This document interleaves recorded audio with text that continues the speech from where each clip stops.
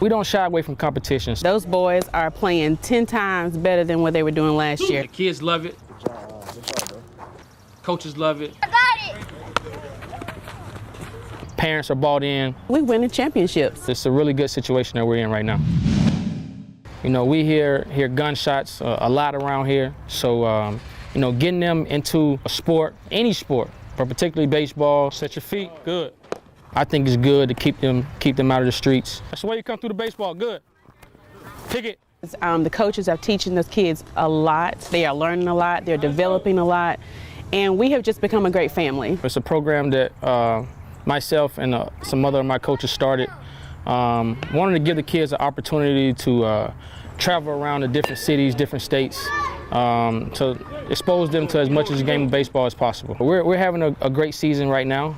We're looking to keep on the same path that we're on. I love the right way, and there's no other way to do it but the right way.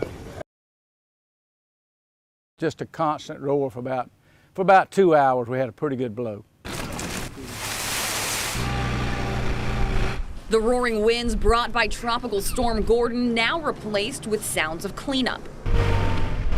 It seems like when we get a good crop, a hurricane comes. Art Sessions has seen several storms come and go across his pecan farm, but this one took down some of his biggest moneymakers. Over this tree here is probably 100 years old. This year, Sessions says losing the crop hurts a little more. It was the biggest crop on our farm I think we've ever had. While there are still trees standing, Sessions says the storm still could have hurt the nuts. When they get beat up and bruised up, you know, we're just not sure about the quality at all. He says whatever nuts they do get off the trees this year will be salvaged.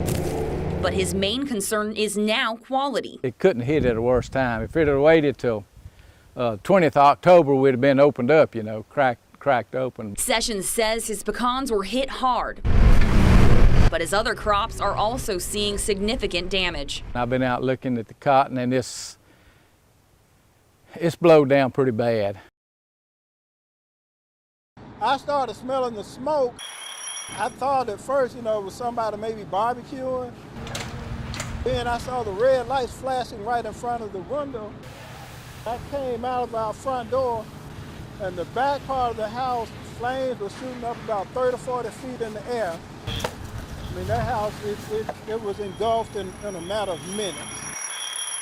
And by the time the fire trucks got here, the front part of the house was totally engulfed in flames. The fire department started going inside the house, but they eventually had to come out because the fire was just too intense. All these other trucks came, and the guys just started moving all the pipes off the truck, and they actually responded to it very, very quickly. The fire was so massive, they let it burn for a while and finally got it under control. Officers may not know who the briefcase belongs to, but the treasures found inside are giving them a pretty big clue.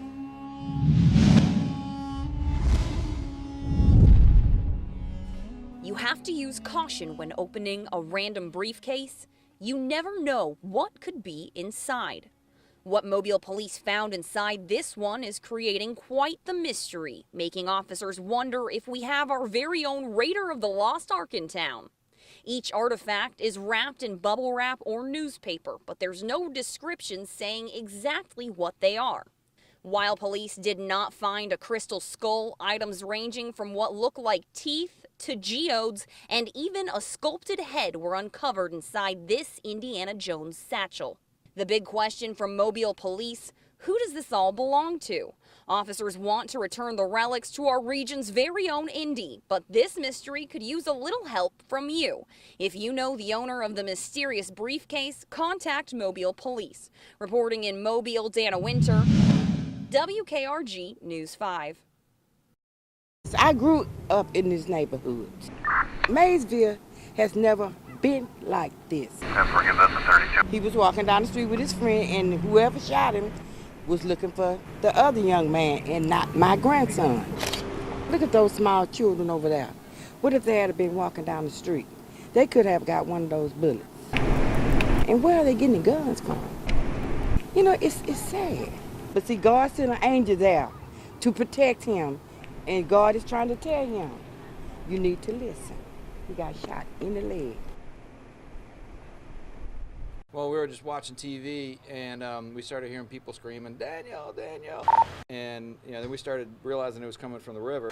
So I grabbed my flashlight and I was aiming it down there, and sure enough, there's people hanging on to the trees down there. So we called 911. A boat with 2 males and 2 females in it had been in the water, and they were in some pretty tough current. The water is up because of the recent rains. They were unable to get out. The Rocky Ridge Fire Department responded, along with the Hoover Fire Department Technical Rescue and the Jefferson County Sheriff's Department, and they negotiated a rescue using a rescue boat. We have a rescue boat in the water. All 4 people have been rescued. They are uninjured. Extracting the first patient at this time. A successful rescue was had today. Second occupant has been removed from the water. I'd say these people were fairly lucky, and they had their adventure for New Year's.